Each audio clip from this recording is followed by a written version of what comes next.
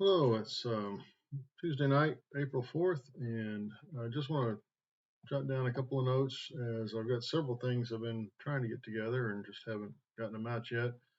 But as the news rolls about the different things, different stories, and as I've been trying for the last couple of years to really pay more attention to what's being said about current topics out there and how things are coming together in different spheres and trying to understand the polarization that we have today. Being frustrated with a lot of the messaging on the right and virtually all the messaging, I guess, honestly, on the left.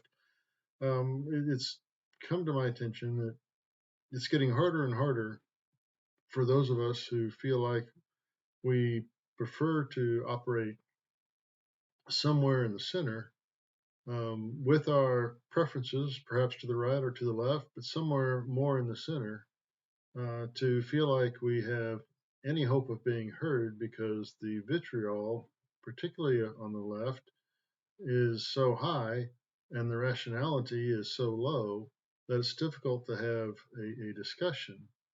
Now, I've got plenty of frustrations with the folks on the right. Not that I disagree with some of what's happening, but one thing I would like to see, in particular legislatively, is more actual legislation coming out from Congress.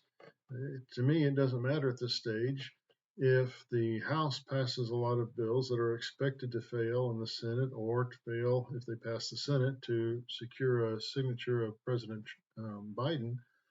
The point is, we need some legislative action so that people can get a sense of what the options are, what is being done, and why it is being done in a way that will be constructive for America, as opposed to the destructive sniping that's going on both sides with no forward progress in establishing a framework, a context where America not only knows her place, has a sense of self identity, but knows her place in the world.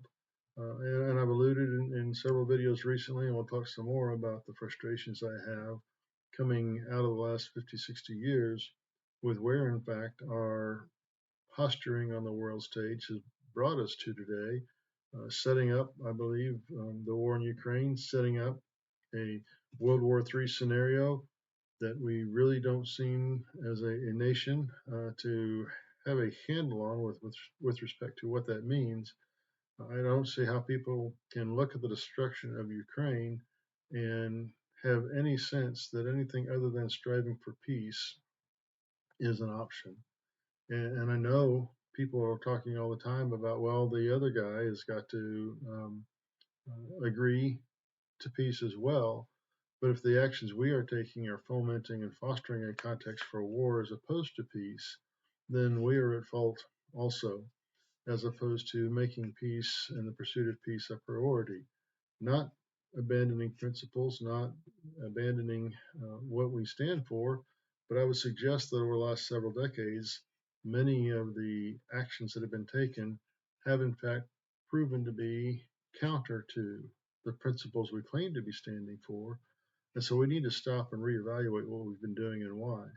But even beyond that, we've got to get back to a place where we can try to agree on what it is we're doing in the context of trying to establish an identity in the world. What does it mean to be a nation of law? What is the law? You know, frankly, as we stand today on the product of history, there's a point at which what happened in history doesn't matter with respect to the decisions we make today and how we're going to act going forward and set up the future for those who come after us. All of us have been wronged.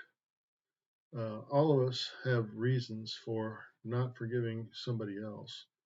But there's a point at which we have to recognize that in order for our own lives to have meaning, we've got to give up the anger, the frustration we feel towards others. And not only do we have to do that for wrongs that we ourselves have experienced, we have to do that for wrongs that have been done not even to us, but to others, whether it be family, whether it be friends, whether it be community, whatever it might be.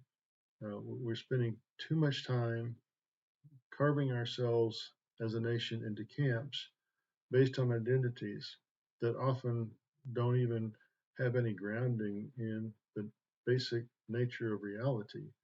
And until we get a handle on who we are as people and what we can learn from how history has functioned to bring us to where we are today with respect to what approaches to governance, what approaches to organization have facilitated human development and the general human good versus what approaches have caused negative consequences, overall harm. Until we're willing to have an honest discussion about that, we're not going to be able to move forward as a people, all of us together. So, anyway, there's just so much craziness going on right now. But I really want to challenge us to figure out how to not just try to engage with people who we think may not be willing to engage with us, but how is it that we are, in fact, presenting our message?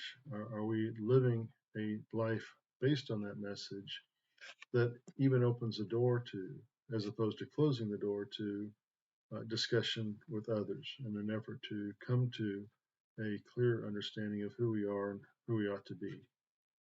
Thank you very much. Bye bye.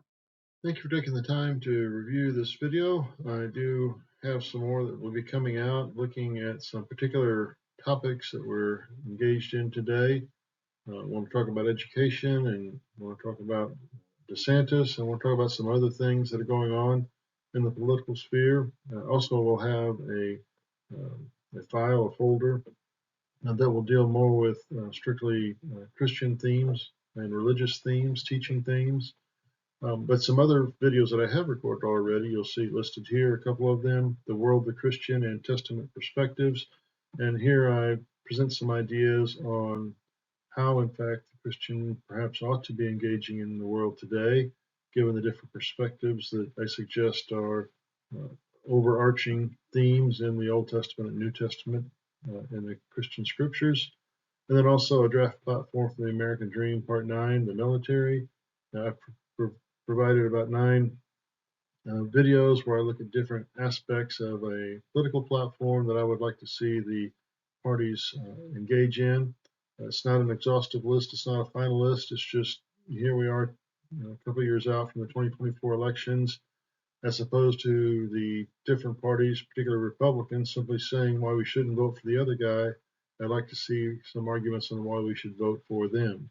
So anyway, thank you for your time. Look forward to hearing what you have to say about these or any of the other videos I've posted, as well as any suggestions you have on topics that we might be able to discuss going forward. Thank you much. Bye-bye.